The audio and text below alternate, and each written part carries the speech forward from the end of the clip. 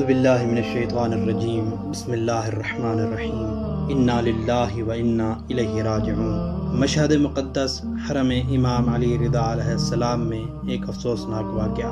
ایک نامعلوم فرد نے حرم امام علی رضا علیہ السلام میں چاقو سے 3 علماء پر حملہ کر دیا۔ موصولہ رپورٹ کے مطابق حملہ آور نے 2 علماء کو شہید اور ایک کو زخمی کر دیا۔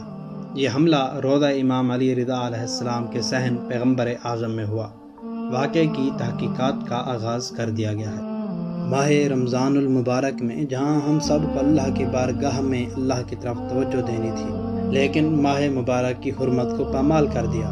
ہمیں اس ماہ سیام میں خود پر توجہ دینی ہوگی کہ آخر کیوں ہم اللہ کی مہمان نوازی کی طرف نہیں جا رہے؟ کیا یہ وہ وقت نہیں کہ ہم سب اللہ کی بارگاہ میں جھک جائیں اور اپنے گناہوں کی مغفرت طلب کریں اور وقت کے امام کے ظہور کے لیے دعائیں کریں؟